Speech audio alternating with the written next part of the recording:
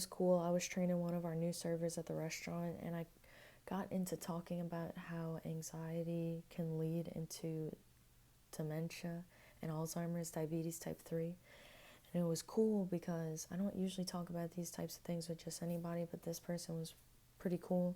And they said, wow, that's crazy that you say that, because just earlier today, this morning, I was trying to listen to something to calm down my anxiousness because I didn't sleep last night and I woke up feeling stressed. And I happened to listen to something that was talking about anxiety and diabetes. So it's crazy that you talk about that. And I was like, wow, it is really crazy, because I usually don't talk about, when I first meet people, I don't talk about like all the good stuff, all the my interest in diabetes and Alzheimer's and insulin resistance and light resistance. But this person was just really cool and they were really with it. And so that was really exciting, to just like have that synchronicity, that coincidence. There ain't no coincidences around here. You meet people at the exact right time. Everything's happening as it should. And I'm trying to practice it. My theme this week is one of my cards. Stillness is a declaration of trust. Stillness is a declaration of trust with your body, when you sit still just for a moment, just for a minute. Set your timer on your phone for just a minute, and you breathe so deep and slowly. You're just telling your body that you trust in its ability to be calm and yet to still be, a productive unit. Like, just because you stay still, like we go to sleep at night for like hours, but our body never stops working. There's things always working, and that's beautiful.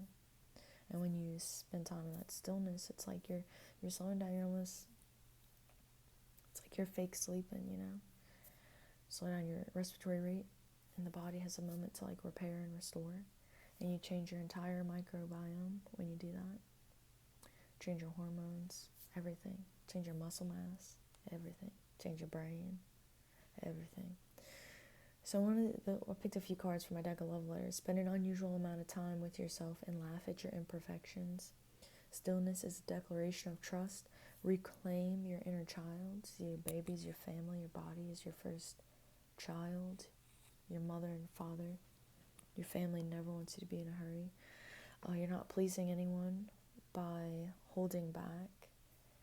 And without the uncertainty, you are free from A Course in Miracles. Without the uncertainty and the doubt and the chaos and confusion, you are free. It's going to come through peace, not chaos. Use your discernment, and the overall is this is what you're meant to do. It's really like a time to be still. I think it's cool, when I heard this long ago, that around full moons, hospital events go up, and also police incidences go up. Like, I thought that was crazy. I was like, whoa, but it's a time of illumination. So we have a full moon coming up on the 6th, and it could be woo-woo to you, but you can also just pay attention to people's energetic outburst. See if people are feeling the moon. We feel things subconsciously, like when we walk into a room. Our body's so intelligent. We don't know the half of it, but our body picks up everything in that room.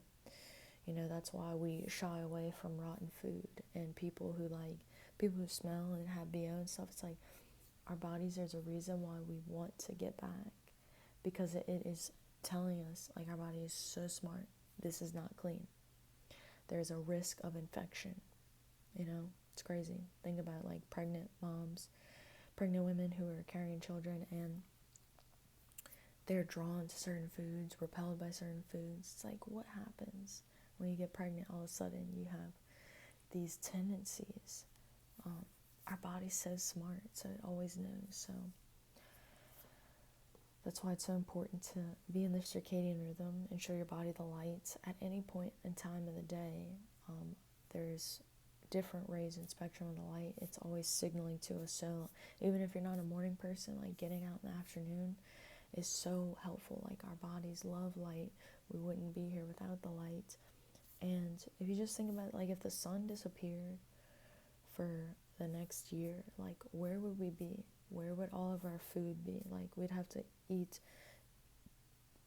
like lab grown stuff, and I don't know, not very organic. That's what I'll say. I don't know. Does it cause genetic confusion? Our cells are already pretty confused. That's why our cancer rates and our disease rates are so high. So I just feel like we don't need any more confusion. Stick towards the light. We gonna be all right. I was talking to the girl today because she was talking about her anxiety. It's so important to stay in your body, to stay grounded. How do you stay grounded if you are mineral deficient? If your immune system is in chaos and doesn't have what it needs to be calm?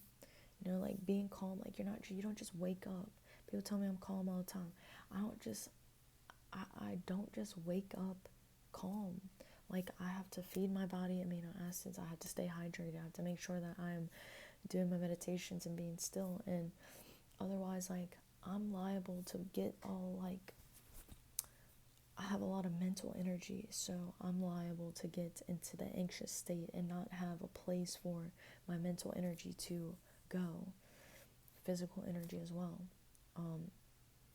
I'm liable to be on that anxious, depressed side. It runs in my family. It doesn't run in your family.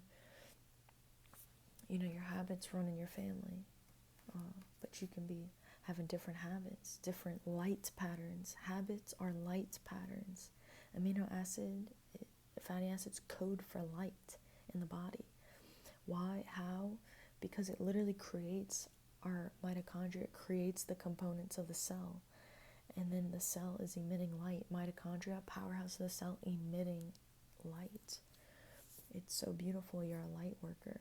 You're a lighthouse. And last thing I want to say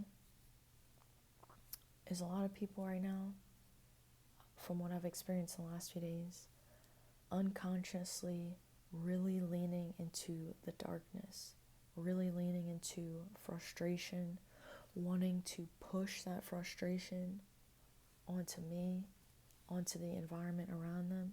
People just do this right now, especially around the full moon time. It's like people feel the pressure and they want to push it out because they don't know how else to let it come through.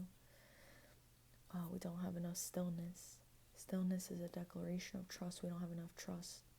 We've got to develop trust so we can be having our feet on the ground, be calm, let that energy come through and dissipate. And so I just say all this, and really I'm just practicing as well. It's like I've been getting frustrated a lot lately, and like not wanting to be around that darkness. Like I've been wanting to pop off, but it doesn't. I know I'm not. It doesn't help to pop off. Like I don't want to match that negative energy. I just want to stay calm, and it's so much harder to stay calm when you're underfed. Like when you're hungry, it's like you're waiting. Like your body's like, oh, I'm tired. You're tired right now? Let me perturb you. I know you're likely to give in at this point. You're tired, you're fatigued, you're gonna give in. But no. Stay in the sunlight. Keep moving. Stay hydrated with the minerals. We'll be alright.